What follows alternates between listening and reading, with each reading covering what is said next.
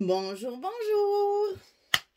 Allez, on se retrouve pour continuer cet album Cottage Art de Minté pour la boutique Magique Loisirs. On attaque le bloc numéro 3 avec la page numéro 5. Alors, tous les éléments vont être à l'intérieur du bloc. Donc ici, on va pouvoir coller tout de suite notre papier. Donc là, j'ai choisi les fleurs, hein, avec celui-là de l'autre côté, là. Le fameux que j'ai eu beaucoup de mal à mettre quelque part. Et comme ça, par-dessus, on mettra une petite pochette qui ne va pas faire la totalité, mais qui sera juste pour utiliser justement 3 de ces carrés. Alors, on va faire ça tout de suite. Mettre le papier de fond. Là, on est sur du 30-30.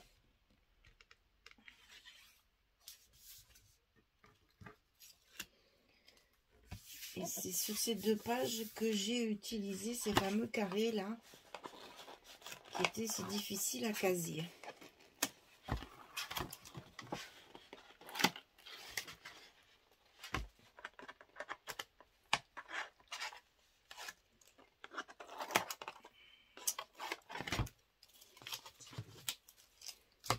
Voilà pour ça. Alors, la pochette, elle fait 27,2 sur 8. On plie à 2, on plie à 25,2. C'est pour que les 3 carrés puissent rentrer sans couper les autres. Donc, 2, 25,2 sur le 27,2 sur 8 de hauteur. On va mettre 2 cartes à l'intérieur. Donc là, on peut y aller.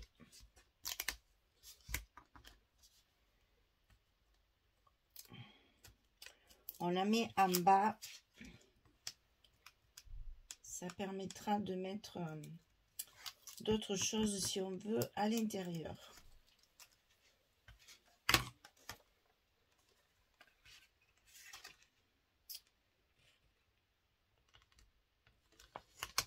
Voilà. Et on va y coller dessus.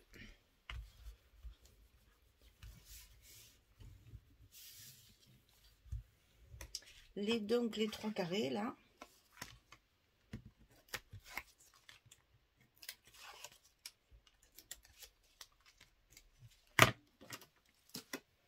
Qui vont nous permettre de faire de la déco. Et à l'intérieur, on met 2 cartes. Comme ceci.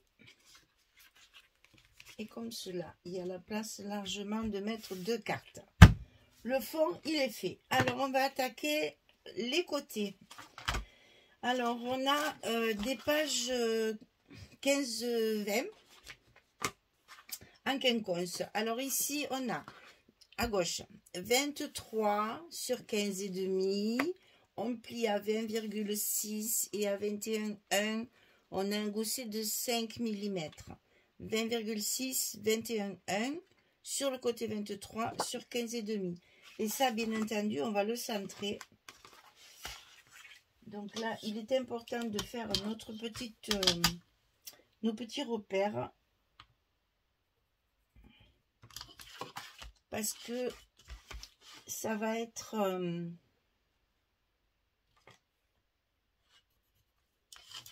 comment dire, en face un autre qui est dans l'autre sens, donc il faut qu'il soit au milieu.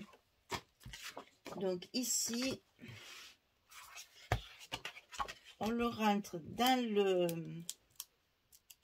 le bloc du côté gauche en mettant les petits repères en face, bien sûr, comme ceci. Celui-ci, il est en paysage. Et l'autre côté qui est le même mais dans l'autre sens, donc 18 sur 20,6. Sur le côté 18, on plie à 15,5 et à 16. Donc là, ça va être dans ce sens-là.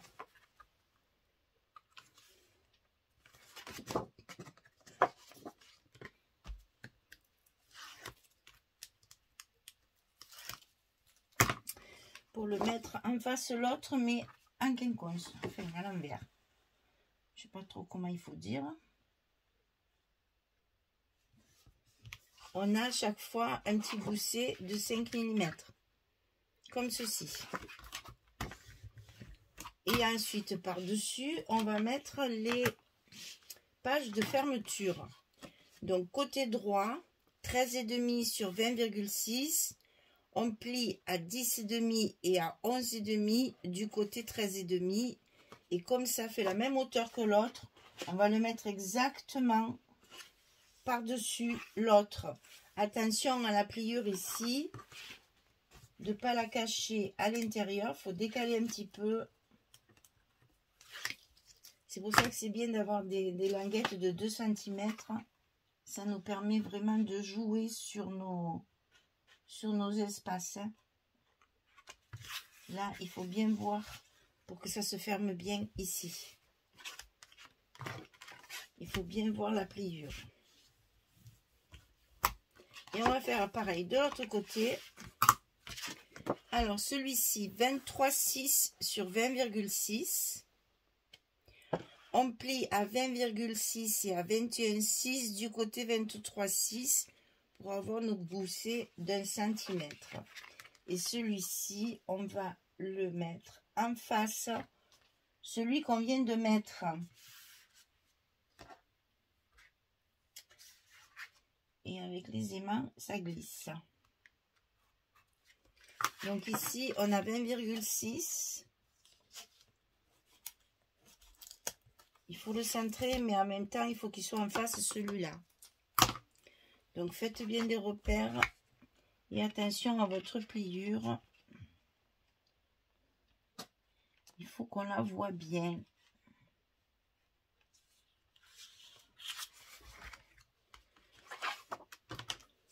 Voilà.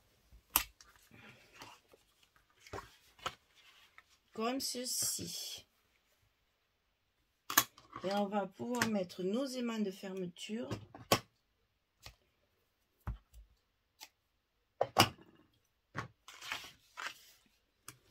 Pour que notre page soit terminée et fermée.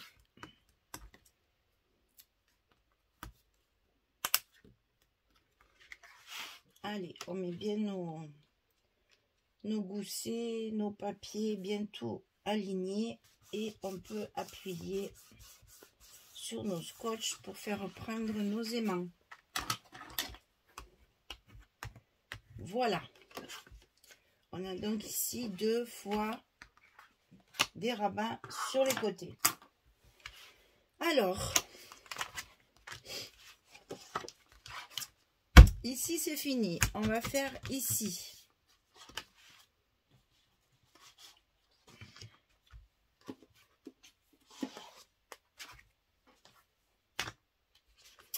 Alors, nous avons à l'intérieur des papiers faux unis.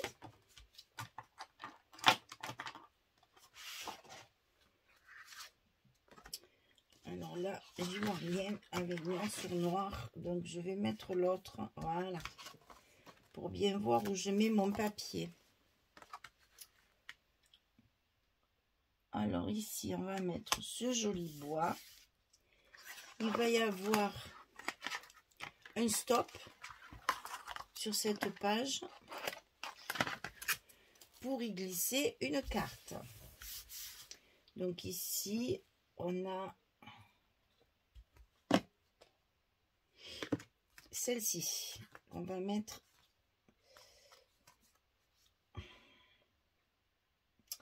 on fera un stop sur le côté. Et de ce côté, on va mettre un faux uni également. Un bois cérusé dans les tons de rose.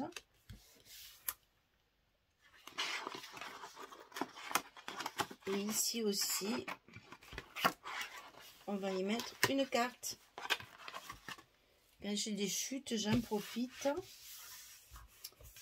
Donc ici, il y aura une carte avec un stop. Ensuite, On rabat celle-ci et on met nos petits carreaux.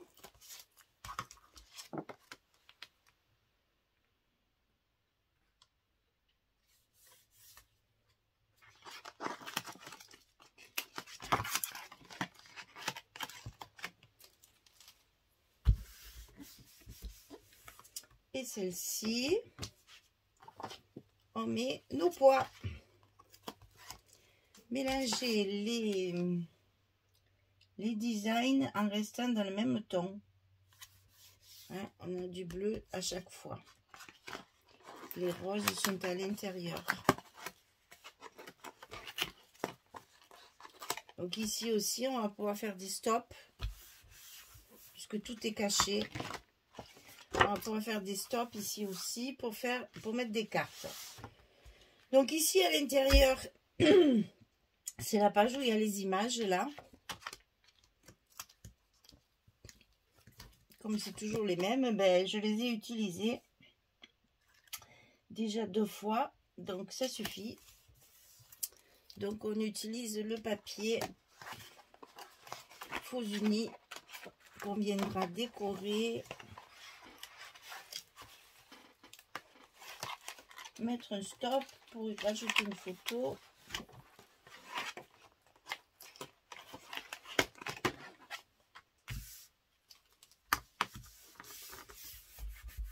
Ici, tout à fait possible.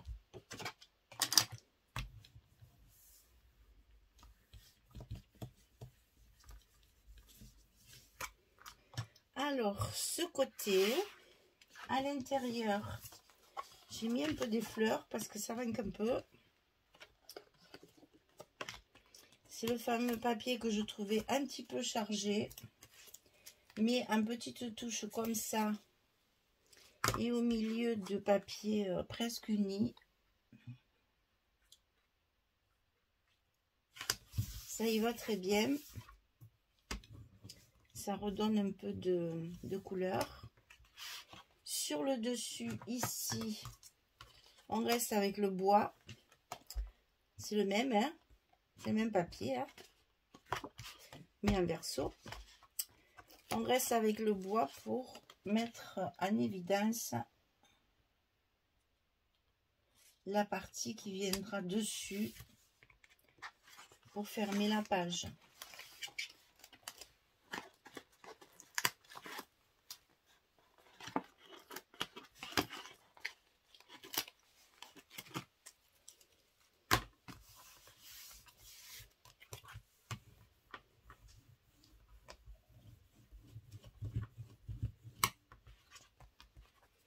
Ici, on met donc celle-ci.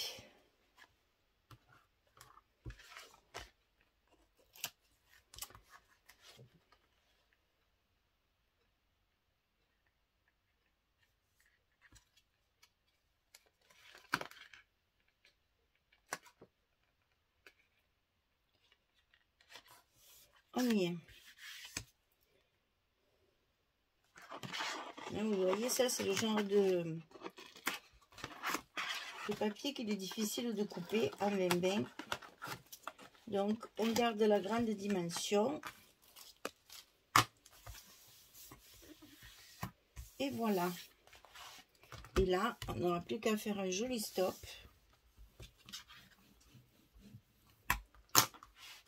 Alors, j'avais dit que je vous montrais ma page numéro 5. Mais je l'ai déjà collée dans mon album, puisqu'elle est terminée. Alors, donc ici, on avait dit il y a beaucoup de travail de décoration. Donc ici, une petite enveloppe avec une carte glissée derrière. Ici, des petits stops, comme j'avais dit, à l'intérieur, pour pas que ça se voit quand on ferme. Donc ici, un emplacement photo. Ici, un emplacement photo avec une petite étiquette.